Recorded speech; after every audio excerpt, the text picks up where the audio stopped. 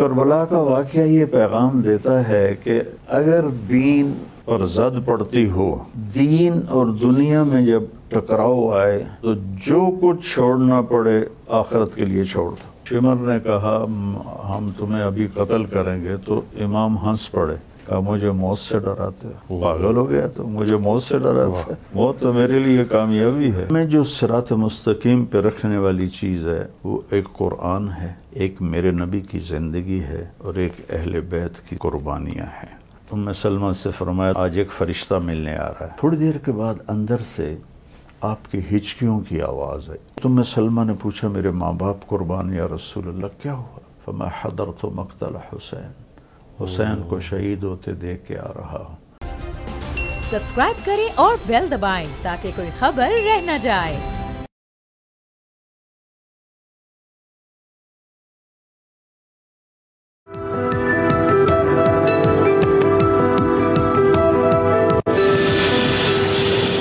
السلام علیکم ویورز، میں ہوں امیر عباس۔ پرسوں یوم عاشور، اور یوم عاشور 1400 سال سے زمانے کے مستضعفین اور جبر و استبداد کے شکار لوگوں کے لیے امید کا ایک دن رہا ہے، جہاں یہ انسانی تاریخ کے سب سے بڑے درد، سوز اور کرب کا دن ہے، وہیں یہ دنیا کے پسے ہوئے، قسم پرسی کے شکار، لاچار، مجبور، مظلوم اور مقہور لوگوں کے لیے ایک امید کا دن بھی ہے۔ اس دن کے بارے میں کہا جاتا ہے کہ کلو یومن عاشورہ و کلو ارزن کربلا۔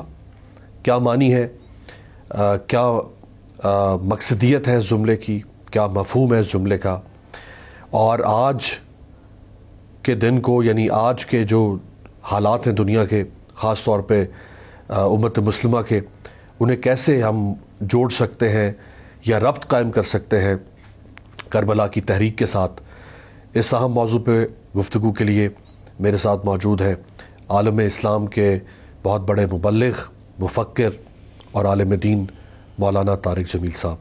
مولانا صاحب آپ کا بہت شکریہ۔ جی بہت مہربانی۔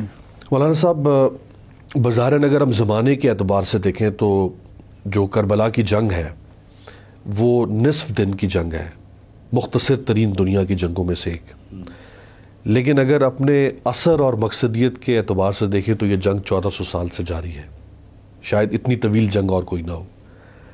کس طرح آپ دیکھتے ہیں یہ جو حق و باطل کا معرکہ تھا؟ بسم اللہ الرحمن الرحیم، والصلاة والسلام علی رسولہ الکریم وعلی آلہ وصحبہ اجمعین۔ اس دنیا میں اللہ تعالیٰ نے شر اور خیر، یہ دونوں نظام موجود ہیں اس دنیا میں اللہ کی طرف سے۔ شیطان نے کہا تھا فَبِمَا أَغْوَيْتَنِي لَأَقْعُدَنَّ لَهُمْ صِرَاطَكَ الْمُسْتَقِيمَ، مجھے آپ نکال رہے ہو، میں سیدھے راستے پر بیٹھوں گا۔ ثم لآتینہم من بین ایدیہم ومن خلفہم وعن ایمانہم وعن شمائلہم ولا تجد اکثرہم شاکرین۔ پھر میں آگے سے حملہ کروں گا، پیچھے سے حملہ کروں گا، دائیں سے حملہ کروں گا، بائیں سے حملہ کروں گا، اور پھر تھوڑے ہی تیرے بندے شکر گزار ہوں گے۔ تو ایک لائن یہ چل رہی ہے، اور دوسری لائن اللہ نے انبیاء کی چلائی ہے، وَلَقَدْ أَرْسَلْنَا رُسُلَنَا تَتْرَىٰ، کہ ہم نے اوپر نیچے پے در پے اپنے انبیاء کو بھیجا۔ تو انبیاء کی محنت تھی کہ لوگ اچھے انسان بنے، شیطان کی محنت ہے کہ لوگ برے انسان بنے۔ اب اس میں یہ ٹکراؤ، تصادم قیامت تک چلے گا، اور مہدی علیہ السلام کی آمد کے بھی بعد پھر دوبارہ بگاڑ آئے گا، اور پھر نیگیٹو پازیٹیو طاقتیں چلیں تو قوت پیدا ہوتی ہے، پھر ایک دن اللہ سارے مسلمان ختم کر دے گا۔ جب صرف نیگیٹیوٹی رہ جائے گی تو اللہ قیامت قائم فرما دیں گے۔ تو انسانوں کو سکھانے کے لیے نبیوں کی تعلیم اور نبیوں کی قربانیاں یہ مشعل راہ ہیں۔ کربلا ایک روشنی کا مینار ہے جس کی روشنی ہر آنے والے دن میں بڑھتی رہے گی، کم نہیں ہوگی، اور یزید اندھیرے کا ایک استعارہ ہے جس کا اندھیرا ہر زمانے میں بڑھتا رہے گا، کبھی کم نہیں ہوگا۔ حضرت علی علیہ السلام نے وصیت نامہ لکھوایا تھا، بہت خوبصورت الفاظ ہیں، میں تھوڑے سے سنا کر اس میں ایک جملے کا ترجمہ کروں گا کہ احی قلبک بالموعظہ ونورہ بالحکمہ وقوہ بالزہد وظللہ بالفناء وأعرض علیہ اخبار الماضین وسر فی دیارہم این حلوا فإنک ترى قد انتقلوا من دار الغروب ونزلوا في دار الغربة فإنك سرت كأحدهم فلا تبع آخرتك بدنياك بل بع دنیاک بآخرتک۔ یہ آخری جملہ، لیکن سارے کا میں ترجمہ کرتا ہوں کہ بیٹا یہ امام حسن علیہ السلام کو لیے وصیت لکھوائی تھی اپنے بڑے بیٹے کو کہ بیٹا دل کو زندہ رکھنا قرآن سے اور اس کو روشن رکھنا حدیث سے، اور اس پہ قابو پانا موت سے، اور قررہ بالفنا، اسے ہر وقت احساس دلانا کہ تو نے مٹ جانا ہے، اور تو پرانے کھنڈروں میں جایا کر جو کبھی آباد تھے، جو کبھی محلات تھے اور ہٹو بچوں کے شور تھے، تو ان میں غور کرنا کہ تمہیں سوائے شکستہ محرابوں، ٹوٹی دیواروں کے سوا کچھ نظر نہیں آئے گا، تو بیٹا ایک دن تو بھی یہ جہان چھوڑ کے چلا جائے گا۔ تو یہ آخری جملہ وہ سم ہے، سم پہ بات آتی ہے کہ پھر کبھی اپنی آخرت کو دنیا کے بدلے نہ بیچنا، واہ، بلکہ اپنی دنیا کو آخرت کے بدلے میں بیچ دیں۔ کیا بات۔ تو آپ نے حکومت چھوڑ دی۔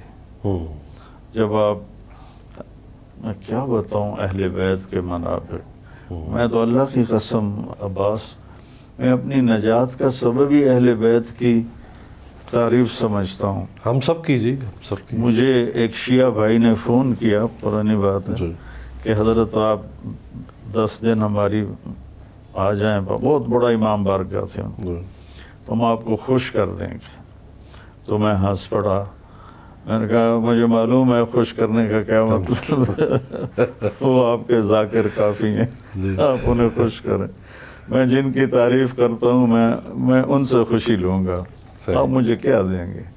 اللہ نے مجھے پہلے ہی بہت کچھ دیے ہوئے، تو میں ان کا مراسی بن کے مرنا چاہتا ہوں۔ کیا بات کہ ہمارے مراسی آتے ہیں نا، بالکل، اور کبھی میں کہوں کہ جاؤ بھاج جاؤ، تو کہتے ہیں مڑھارا جہاں کول جاویے تانوں چھڑ کے، تسی ساڑے سردار ہو، تانوں چھڑ کے قریشیاں کول جاویے، راجہ یہ ہماری قومیں ہیں وہاں، سن پالا کول جاویے، پھر مجھے بھی شرم آتی ان کو دیتا، تو ہم ان کو چھوڑ کے کہاں جا سکتے ہیں؟ تو میں ان کا مراسی ہوں، میں ان کو چھوڑ کے کہاں جا سکتا ہوں۔ جب مولا علی علیہ السلام کو تلوار لگی تو لوگوں نے پکڑا اس خبیث کو، ابن ملجم کو۔ آپ نے کہا ہر امت کا ایک بدبخت ہوتا ہے، میری امت کا سب سے بڑا بدبخت وہ ہوگا جو علی کو قتل کرے گا۔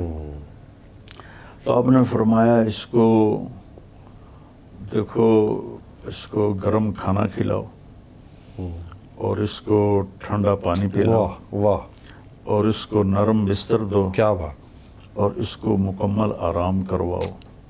میں زندہ رہا تو مجھے کیا کرنا ہے میں خود نمٹ لوں گا، اگر میں شہید ہو گیا تو میری پہلی گزارش ہے کہ اسے معاف کر دینا، واہ واہ، اور اگر تم نے بدلہ لینا ہو تو اس کو تکلیف نہ دینا، ایک ہی بار سے اس کو ختم کرنا۔ کیا بات۔ یہ اہل بیت. اور پھر وہ جملہ کہ فزت برب الکعبہ، وہ تو اس وقت لگا جب ان کو وہ تلوار پڑی. فزت برب الکعبہ. اور اس سے پہلے اس خبیث نے یہ کہا جس کے بعد آپ کے یہ الفاظ ہیں کہ اب جتنے مرضی دوائیں لگا لو، میں نے اس تلوار کو 1 مہینہ زہر میں بچا کے رکھا ہے، اب کوئی نہیں تیرے اوپر کوئی چیز اثر کرے گی. پھر آپ کہہ رہے ہیں نرم بستر دو، گرم کھانا دو، ٹھنڈا پانی دو. تو آپ دونوں بھائیوں نے اپنے باپ کی وصیت پہ عمل کیا.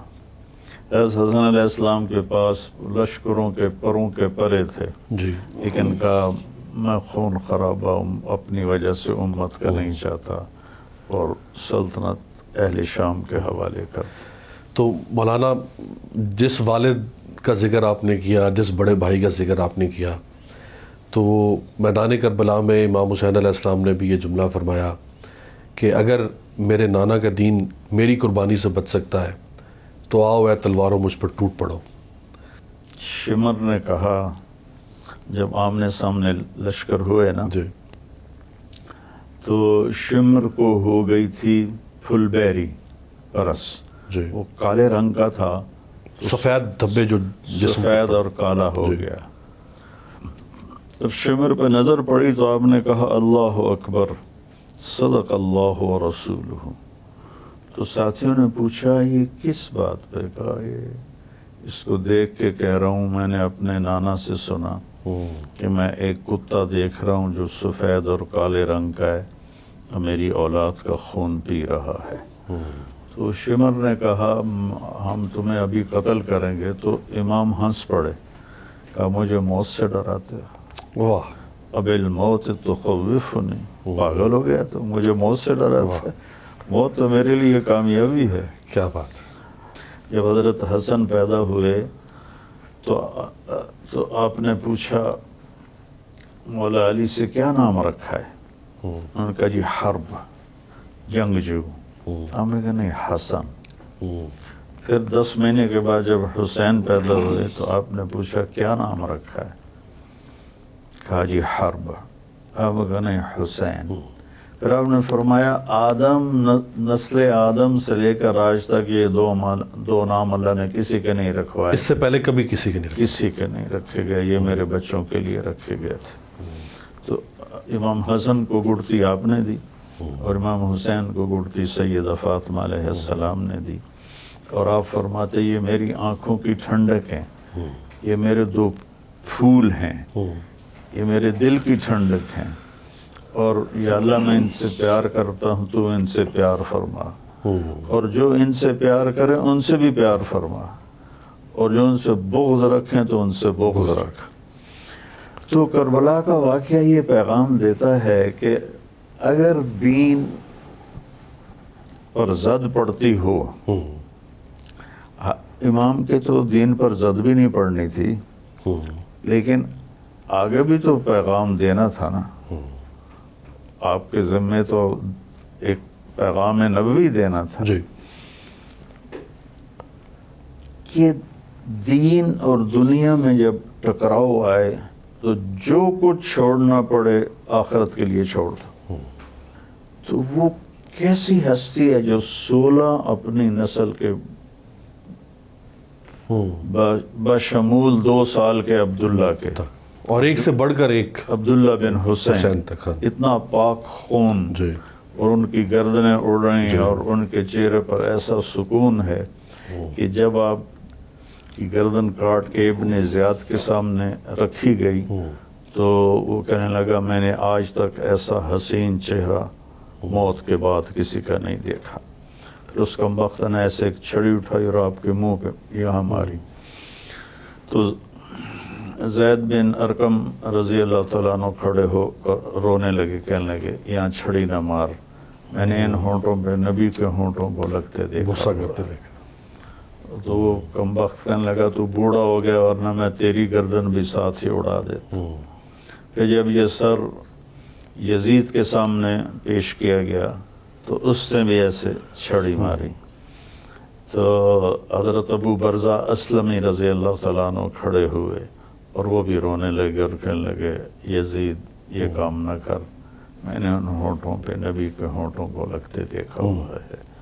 یعنی میں بڑا حیران ہوں، میں یہ واقعہ بیان کرتا ہوں جب آتا ہے نا محرم، جی لیکن مجھ سے کبھی پورا بیان نہیں ہوتا، میری اتنی ہچکی لگ جاتی ہے کہ مجھ سے برداشت نہیں ہوتا۔ تو یہ ہونا تھا، پہلی چھری چلی اسماعیل پر علیہ السلام، اللہ نے بچا لیا جی اور چھترا ڈال دیا۔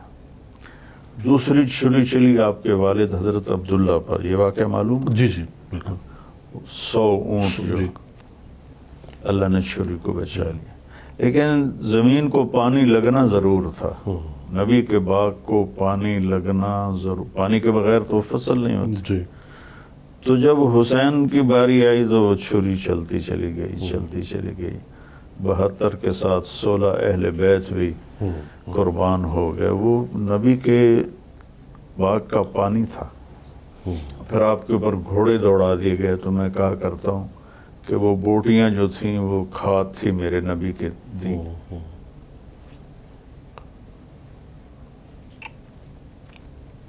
جب ان کے سب کے ساتھ آپ آخری رہ گئے اور آپ کے چھوٹے بیٹے عبداللہ 2 سال کے تھے، باقی سب ذبح ہو گئے تھے اور آپ بھی زخموں سے چور تھے۔ تو آپ نے کہا کہ مجھے عبداللہ ملا دو، آپ بھی تھے نا۔ میرے والد کو اچانک ہارٹ اٹیک ہوا، بالکل صحت مند تھے، تو میری بہنیں ایک لاہور تھی تو ایک فیصل آباد، تو میرے والد کہتے ہو میری یہاں دیاں مینوں ملا دیو، او میری یہاں دیاں مینوں ملا دیو۔ یہ ان کی حسرت بھری آواز آج بھی میرے کانوں میں گونجتی ہے، 40 سال ہو گئے ان کو گئے ہوئے۔ تو جو ایسے بچوں کو ذبح ہوتے دیکھے، پھر آپ کو خیال تھا اس معصوم کو کوئی کیا کہے گا، تو بچے کو خیمے سے بلوایا، عبداللہ بن حسین جی سب سے پہلے اہل بیت کے شہید علی بن حسین ہیں، علی الاکبر، جی اور ان کو بلایا اور ان کو پیار کیا اور یہاں بٹھایا اور ان کو ایسے دیکھ رہے تھے۔ تو کیا وہ خبیث لوگ تھے کہ جن کے دل پتھروں سے بھی سخت ہو گئے، کہ اس کا نام باقاعدہ تاریخ میں آتا ہے ابن الموقد، جس نے حضرت عبداللہ کو تاغ کے تیر مارا۔ ابن الموقد آگ بھڑکانے والا، اور خبیث کا نام بھی ایسا ہی تھا، ابن الموقد آگ کو بھڑکانے والے کا بیٹا، تو اس نے تیر مارا۔ تو وہ خطا بھی ہو سکتا تھا نا، لیکن ابھی کچھ درجات باقی تھے، کچھ قربانی، تو اس کے یہ لگا اور باہر نکلا اور ان کی آہ بھی نہیں نکلی، یوں سر ڈھلکا۔ تو ادھر آ کے آپ کا صبر یہاں تک آ گیا، تو آپ نے اس کا خون دونوں ہاتھوں میں ایسے لے لیا اور پوری لپ بھر کے یوں اٹھایا، اللہ تو مجھ سے راضی ہے، میں بھی راضی ہوں، لیکن ان سے بدلہ تو خود لینا۔ پھر کربلا کے کوفیوں میں سے ایک بھی طبعی موت نہیں مرا، سب قتل ہوئے، ایک بھی طبعی موت نہیں، دردناک انجام اپنے سب قتل ہوئے۔ ابن زیاد کی کٹا ہوا سر جب مختار کے سامنے رکھا گیا جی تو ایک چھوٹا سا سانپ آیا اور اس کے ناک میں گھسا اور منہ سے نکل گیا، پھر اس کی ناک میں گھسا اور منہ سے نکل گیا، پھر اس کی ناک میں گھسا اور منہ میں رہ گیا اور غائب ہو گیا۔ تو اللہ نے انجام تو دکھا دیا دنیا کے اندر۔ ہاں، اصل میں کربلا ایک پیغام ہے۔ بہت خوبصورت آپ نے جملہ، میں آپ کی اجازت سے یہاں ایک بریک شامل کرنا چاہوں گا۔ بریک سے واپسی پہ کربلا کے بارے میں کہا جاتا ہے کہ کربلا ایک درسگاہ ہے، ایک یونیورسٹی ہے۔ تو یونیورسٹی کا مطلب ہے اس میں کئی شعبہ جات ہوں گے جو زندگی کے ہر شعبے کے ساتھ جڑے ہوئے ہیں۔ یہ کیسے یہ ایک جامعہ ایک شاندار انسانی معاشرہ تخلیق کرنے میں مدد کر سکتی ہے؟ ایک بریک۔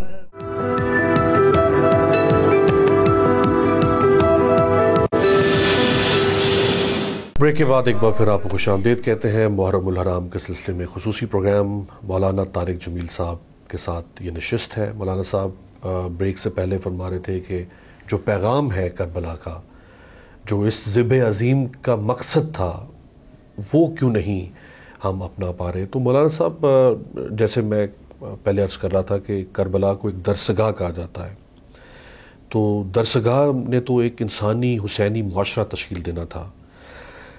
ان کے پیغام میں تو کوئی کمی یا کسر نہیں، ہم تو تصور بھی نہیں کر سکتے. یہ بیچ میں جو ڈسکنیکٹ ہے، یہ کیوں ہے ڈسکنیکٹ؟ ہر سال پاکستان سے لے کے اب تو امریکہ اور یورپ تک ساری دنیا محرم الحرام کا اور مجالس اور سب اللہ کا فضل ہے. میں جی اکثر 6 بر اعظم میں یہ سوگ منایا جاتا جی ہے، بالکل. اور میں پھرا ہوں، دیکھا ہے. جی انہی 10 دنوں میں ہمارے اہل سنت کے خطیب اور اہل تشیع کے جو خطیب ذاکر اس کا مقصد بتاتے. اگر یہ بار بار پیغام سنایا جاتا بھائی اللہ پر ہر چیز قربان کی جاتی ہے، تو یہ ایک بہت بڑی درسگاہ. آپ نے بالکل صحیح کہا کہ زندگی کے ہر شعبے میں میرا اللہ کیا کہتا ہے اور میرے نبی کا طریقہ کیا ہے، اس پر پھر نفع ہو شکر کرو، اور کوئی امتحان آ جائے تو صبر کرو. پھر اس کو آپ کو عجب بات سنو. جی یزید کا بیٹا، یزید صرف 42 سال کی عمر میں مر گیا. واقعہ کربلا کے 2 سال بعد وہ کم وقت مر گیا. تو اس کا بیٹا تھا معاویہ بن یزید، اس کی 22 سال عمر تھی، اور اس کا باپ 92 لاکھ مربع میل حکومت چھوڑ گیا اور اپنے سارے دشمن ختم کر گیا. تو جب اس کا انتقال ہوا تو معاویہ بن یزید رحمت اللہ علیہ کو تخت پہ بٹھایا گیا. 40 دن حکومت کی. یہ ان سارے سیاسی لوگ، اللہ کرے میری بات سنیں، جو اقتدار سے چمٹے رہتے کہ ہیں، یہ چھوٹی چھوٹی وزارتیں، اور وہ بھی مانگی تانگی کی وزارتیں، مانگی تانگی کی وزارتیں، اس میں اور اللہ نے کس قدر ذلت چڑھائی ہوئی ہے. جی بنو امیہ کے سرکردہ 40 سرداروں کو اکٹھا کیا اور کہنے لگا کانا ابی جبارن، میرا باپ فرعون تھا، اس نے حکومت کے لیے اہل بیت کا خون بہایا.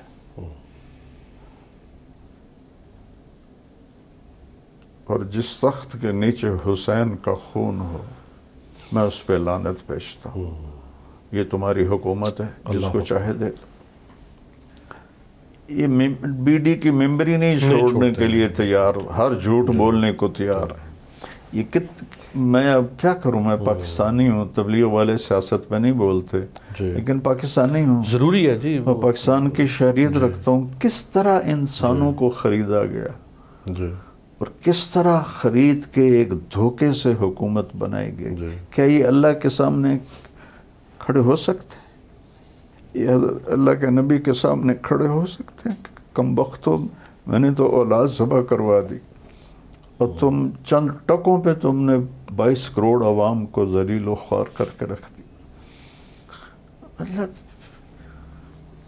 ماؤں نے اچھے ڈاکٹر جنے ہیں، پاکستان کی ماؤں نے اچھے انجینئر جنے ہیں، اچھے سائنس جنے ہیں، اچھے اسکالر پیدا کیے ہیں، لیکن یہ 2-2.5 ہزار سیاستدان آج تک کسی ماں نے نہیں پیدا کیے کہ کوئی ایسا بھی ہو جو کہے کہ مجھے اپنے نبی کے طریقے پر نظام چلانا ہے، اگر میں نہیں چلاؤں گا تو میں چھوڑ دوں. کیا بات. چند دن کی تو بات. یہ سارے بات جو وزیر ہیں، بادشاہ ہیں، اور یہ جو جج بیٹھے ہوئے ہیں جو آج اپنے آپ کو بہت کچھ سمجھ رہے ہیں، یہ قیامت کے دن ان کے ہاتھ یہاں بندھے ہوئے ہوں گے، یہاں، اور اللہ ان کو یہاں اس طرح باندھے ہاتھ کھڑے کر پوچھے بولو کیا کیا حکومت میں، وزارت میں، عدالت میں کیسے فیصلے کیے. اگر ان کے فیصلے صحیح نہ ہوئے، انہی بندے ہاتھوں کے ساتھ یہ بدبخت جہنم میں چلے جائیں گے. ان کو یاد ہی نہیں کہ مرنا بھی ہے اور موت کے بعد زندگی بھی ہے. یہ تو اس طرح زندگی گزار رہے ہیں جیسے آخرت ہے کوئی نہیں. اگر وہ سوالوں کے جواب صحیح دے سکے تو پھر ان کے ہاتھ چھوڑے جائیں گے اور ان کو جنت میں ڈالا جائے گا. حضرت عمر بن عبدالعزیز وہ ایک ایکسیپشنل کیس ہیں بنو امیہ میں کہ 2.25 سال کے عرصے میں 92 لاکھ مربع میل کی سلطنت میں زکوٰۃ لینے والا کوئی نہیں بچا، اور اپنا حال یہ بنا لیا کہ گھر میں آئے تو بیٹیوں سے بات کی تو انہوں نے ایسے منہ پہ دوپٹہ رکھ کے بات کی تو کہنے لگے کیا ہوا؟ کہنے لگے کیا ہوا؟ دوپٹہ کیوں رکھا ہے؟ تو گھر کی خادمہ رونے لگی کہ امیر المومنین آج گھر میں پکانے کو کچھ نہیں تھا تو آپ کی بیٹیوں نے کچا پیاز توڑ کر اس سے روٹی کھائی. تو حضرت عمر بن عبدالعزیز پھوٹ پھوٹ کے روئے اور فرمایا بیٹیوں میں تمہیں بڑے اچھے کھانے کھلا سکتا ہوں لیکن میں دوزخ کی آگ برداشت نہیں کر سکتا. کیا ہوا؟ تو حسین علیہ السلام نے تو اتنی بڑی قربانی دی ہے. لفظ قربانی بھی چھوٹا ہے، اللہ کی قسم لفظ قربانی چھوٹا ہے. آپ نے اتنا خوبصورت جو میں یہی چاہ رہا تھا کہ ہمارے حالات سے اس کو گفتگو کو جوڑ کے سمجھا سکیں یا سمجھ سکیں آپ سے. ایک شعر ہے بڑا خوبصورت کہ جب بھی کبھی ضمیر کے سودے کی بات ہو ڈٹ جاؤ تم حسین کے انکار کی طرح. تو یہ جگہ جگہ پہ ضمیر فروشی، جس پہلے آپ نے یہ اقتدار کے حوالے سے ضمیر فروشی کا ذکر کیا، دکاندار کے کم مال تولنے کا ذکر کیا، جگہ جگہ پہ ضمیر فروشی. ہمیں جو صراط مستقیم پہ رکھنے والی چیز ہے وہ ایک قرآن ہے، ایک میرے نبی کی زندگی ہے اور ایک اہل بیت کی قربانیاں ہیں. آپ ام سلمہ سے فرمایا دروازے پہ رہنا، آج ایک فرشتہ ملنے آ رہا ہے جو پہلے کبھی نہیں آیا. تو وہ دروازے پہ کھڑی ہو گئی پہرا دینے کے اندر کوئی نہ جائے. اتنے میں حسین علیہ السلام بچے تھے، وہ آ گئے، اندر جانے لگے تو انہوں نے پکڑ لیا، پکڑا تو وہ رونے لگے، وہ روئے تو انہوں نے چھوڑ دیا. تو تھوڑی دیر کے بعد اندر سے آپ کی ہچکیوں کی آواز ہے، وہ اتنی اونچی آواز تھی کہ باہر سنائی دی ام سلمہ کو. تو وہ بھاگ کے اندر آئیں تو آپ نے حسین علیہ السلام کو اس طرح سینے سے لگا کے بھینچا ہوا تھا اور یوں کر کے اس طرح رو رہے تھے. تو حضرت ام سلمہ نے پوچھا میرے ماں باپ قربان یا رسول اللہ کیا ہوا؟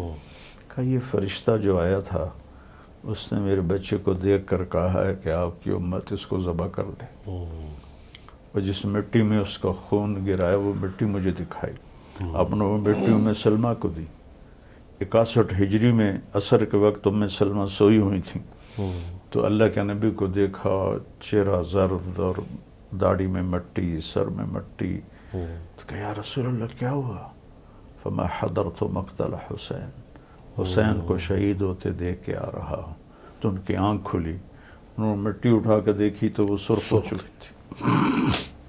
تو آپ کو تو پتا تھا کہ یہ ہو جائے گا، اور اس لیے تو آپ نے کہا اذکرکم اللہ فی اہل بیتی. غدیر خم میں اذکرکم اللہ فی اہل بیتی، اذکرکم اللہ فی اہل بیتی. میں اپنے اہل بیت کے بارے میں تمہیں اللہ سے ڈراتا ہوں، میں اپنے اہل بیت کے بارے تمہیں اللہ سے ڈراتا ہوں، میں اپنے اہل بیت کے بارے میں تمہیں اللہ سے ڈراتا ہوں. میں تمہارے اندر 2 چیزیں چھوڑ کے جا رہا ہوں، کتابی و عطرتی. ما ان تمسکتم بہا لن تضلوا بعدہما ابدا. اگر تم ان دونوں کو پکڑ کے رکھو گے کبھی گمراہ نہیں ہوگے. عربوں میں عیب تھا اولاد کو اٹھانا. اچھا عرب سردار بچوں کو پیار کرنا، کرنا، اٹھانا عیب تھا. اور میرے نبی باہر آتے تھے اور ایک یہاں اٹھایا ہوتا تھا کہ یہاں اٹھایا ہوتا تھا، سواری بن جایا کرتے تھے. وہ بتاتا ہوں میں. اور ایک دفعہ آئے تو یہاں بٹھایا ہوا تھا کندھوں پہ دونوں کو یہاں. تو ایک بدو نے کہا یا رسول اللہ یہ کیا اتنا پیار؟ تو آپ نے فرمایا صرف میں ہی نہیں، میرا اللہ بھی ان سے پیار کرتا ہے، اور جو ان سے پیار کرے گا اللہ ان سے پیار کرے گا، جو ان سے بغض رکھے گا اللہ ان سے بغض رکھے گا۔ پھر گھر تشریف لاتے، آج کے لوگوں کے پاس اولاد کے لیے ٹائم نہیں، یہ ماں باپ بڑے ظالم ہیں، نہ ماں ٹائم دیتی ہے نہ باپ ٹائم دیتا ہے۔ 3 سال کے بچے کو اسکول ڈال دیتے ہیں جبکہ اسے ماں کی گود چاہیے، باپ کا سایہ چاہیے، وہ روتا ہوا جاتا ہے، روتا ہوا آتا ہے۔ تو آپ بچوں کے لیے ٹائم نکالتے، ان کے ساتھ کھیلتے، اور آپ کو ایک عجیب حدیث سناؤں، اب نے کہا بھائی کشتی کرو، حسن حسین کی کشتی کروائی۔ جی اب حسن علیہ السلام تو بڑے تھے اور حسین علیہ السلام چھوٹے تھے، تو حسین تھوڑا کمزور پڑ رہے تھے، تو آپ نے فرمایا حسین شاباش، حسین شاباش، حسین شاباش۔ تو جب 3 دفعہ کہا تو ماں بھی بیٹھی تھی، وہ کہنے لگی یا رسول اللہ حسن بھی تو آپ کا کوئی اس کو بھی شاباش دیں۔ تو آپ نے فرمایا فاطمہ یہ جبریل میرے پاس کھڑا ہے، وہ کہہ رہا ہے حسین شاباش، حسین شاباش، تو میں بھی جبریل کے ساتھ مل کر حسین کو شاباش دے رہا ہوں۔ اب یہ ہستیاں ذبح ہو جائیں اللہ کے دین کے لیے، دنیا کو ٹھکرا دیں، تو ہم تو جان اللہ کی قسم میرے نبی کی دعا نہ ہوتی تو ہم سب کتے بندر خنزیر بن چکے ہوتے۔ یہ تو اس کملی والے نے مانگا اللہ سے کہ یا اللہ وہ نہ کرنا جو پہلوں کے ساتھ کیا تھا، تو اللہ نے کہا ٹھیک ہے قبول۔ تو اتنے محبوب اتنے پیارے ایسے مائیں بچے کو یہاں کھڑا کرتی ہیں اور ایسے جھولا جھلاتی ہیں، بالکل ٹانگوں پہ، بالکل جھولا جھولا۔ تو آپ نے ابو ہریرہ فرماتے ہیں کہ میں نے اپنی آنکھوں سے دیکھا حسین کو یہاں کھڑا کیا ہوا تھا اور ایسے جھولا جھلاتے کہتے رہے اصعب المرتقى، مرتقى کہتے ہیں اونچائی کو، تو کہنے لگے بچے اوپر چڑھو، یہ پنڈلیاں، تو وہ ایسے ہلتے ہلتے یہاں آ گئے۔ پھر آپ نے کہا اور اوپر چڑھو، تو وہ یہاں آ گئے۔ تو پھر آپ ایسے ہو گئے، ایسے اور ہاتھ پکڑ، اور اوپر چڑھو، تو چڑھتے چڑھتے یہاں آ سینے پہ آ گئے، سینے پر آ گئے۔ تو آپ نے دونوں ہاتھ سے ان کے فکس کیے اور اوپر یوں ہو کر ان کے ہونٹوں کا بوسہ لیا اور کہا اللہ میں ان سے پیار کرتا ہوں، تو بھی ان سے پیار فرما۔ میں جب روضہ مبارک پہ جاتا ہوں تو پوری پیڑھی سناتا ہوں۔ یہ پہلے سنا ہے میں نے آپ کو؟ نہیں۔ ہاں، ہمارے مراسی ہیں جی، ہم کئی پشتوں سے جاگیردار نظام ہے ہمارا، جی، تو ان کے مراسی ہوتے ہیں جو آ کر تعریف کرتے ہیں، اور انہیں ہماری پیڑھی ہم سے زیادہ یاد ہوتی ہے، تو ان کا سٹائل ہوتا ہے دیرے میں آتے ہی میاں طارق جمیل دے دیرے آباد، میاں اللہ بخش میرا باپ دیرے آباد، میاں عنایت علی دے دیرے آباد، میاں گانے دے دیرے آباد۔ مجھے بتاؤ کسی کے دیرے کبھی آباد رہے؟ پہلا جھوٹ۔ کہاں آباد رہتے؟ پھر سرداریاں قائم، سرداریاں قائم، کسی کی سرداری قائم رہی، لیکن یہ جھوٹی تعریف پر میں نے انہیں کبھی خالی نہیں بھیجا۔ صحیح، میں نے یہ ثقافت باقی رکھی ہے، باقی اب کوئی نہیں ہے، لیکن میں نے یہ ثقافت باقی رکھی ہے، ان کی بچیوں کی شادیاں کرانا، ان کے ٹوٹے گھر بنوانا، ان کا علاج کروانا۔ تو ان میں ایک صدیق مراسی ہے، وہ بڑا مسکین اور کوجی شکل کا ہے۔ تو مجھے ایک دن ایسے کلک ہوا، میں نے کہا یہ جھوٹی باتیں سنا کر اور ہمارے پیو دادی کے نام لے کر ہمیں ایسے پیسے لے جاتے ہیں، تو میں اپنے اللہ کے نبی کی پیڑھی یاد کروں اور ان کے دربار پہ جا کے پڑھوں اور ان کی تعریف کروں، تو مجھے وہاں سے میں ان کا مراسی بن جاؤں۔ تو 2000 میں میرا امریکہ کا سفر تھا، تو لمبی فلائٹ تھی، تو میں نے اس میں وہ ایک بک میرے ساتھ تھی، میں نے وہ دیکھ کر وہ 80 نام تھے وہ میں نے یاد کیے۔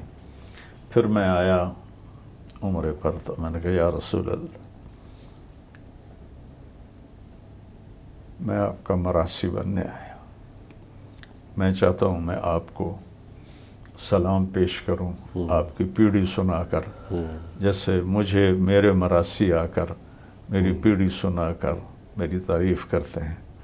تو میں نے کہا الصلاۃ والسلام علیک یا رسول اللہ بن عبداللہ بن عبد المطلب بن ہاشم بن عبد مناف بن قصی بن کلاب بن مرہ بن کعب بن لبی بن غالب بن فہر بن مالک بن نضر بن کنانہ بن خزیمہ بن مدرک بن الیاس بن مضر بن نزار بن معد بن عدنان بن اود بن حمیسہ بن سلامان بن عوس بن بوز بن قموال بن ابی بن عوام بن ناشد بن حزا بن بلداس بن یدلاف بن طابق بن جاہم بن ناحش بن ماخی بن عفی بن ابقر بن عبید بن الدعاء بن حمدان بن سمبر بن یسربی بن یحزن بن یلہن بن ارعوا بن عیدی بن زیشان بن عیسر بن اقناد بن ایہام بن مقصر بن ناحث بن زار بن سمی بن مزی بن عوض بن عرام بن قیدار بن اسماعیل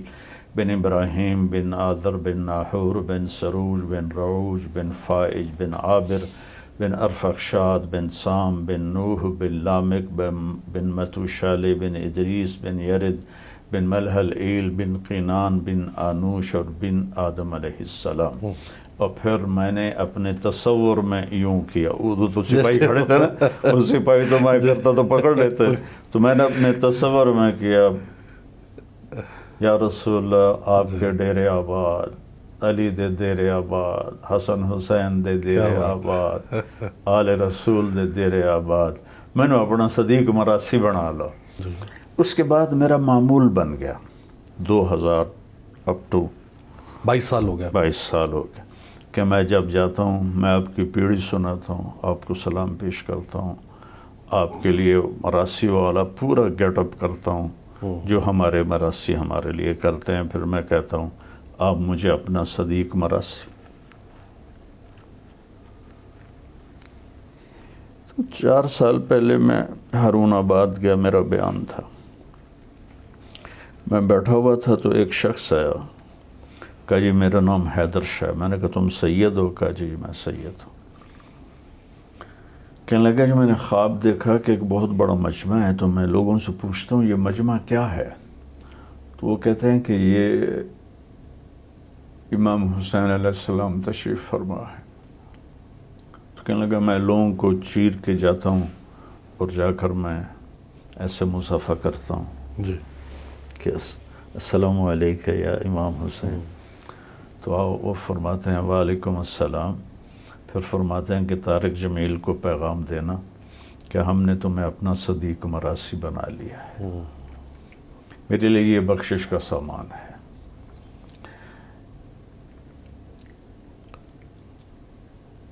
امت اپنے اصل کی طرف اگر لوٹنا چاہتی ہے تو انہیں اپنی تاریخ پڑھنی پڑے گی، اپنا قرآن پڑھنا پڑے گا، اپنے نبی کو پڑھنا پڑے گا، اور خاص طور پر ان سیاستدانوں کو جو اپنی آخرت کا، میں کسی جماعت سے نہیں ہوں، میں ڈاکیا ہوں، مجھے اللہ کا پیغام پہنچانا ہے، لیکن مجھے ان پہ بہت ترس آتا ہے، یہ تباہ ہو جائیں گے.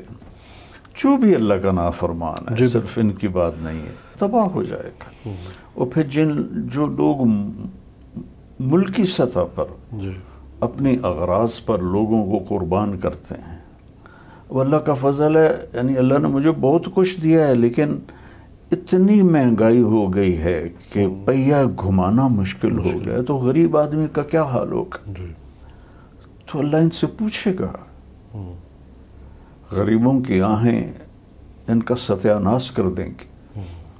مظلوم ایک قوم ہے، اس میں ہندو مسلم کی تخصیص کوئی نہیں ہے. مظلوم کافر بھی ہوگا تو اللہ کا عرش کانپ اٹھے گا. مظلوم مسلم ہوگا، ہندو ہوگا، سکھ ہوگا، عیسائی ہوگا، اگر وہ مظلوم ہے اور اللہ کا عرش کانپ اٹھے گا.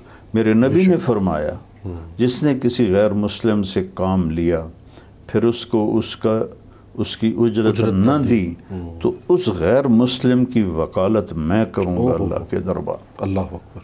تو یہاں تو مسلمانوں کے حقوق کھائے جا رہے ہیں، لوگ قتل ہو رہے ہیں، ذبح ہو رہے ہیں. میں کربلا کا کیا کروں، کوئی پڑھتا ہی نہیں.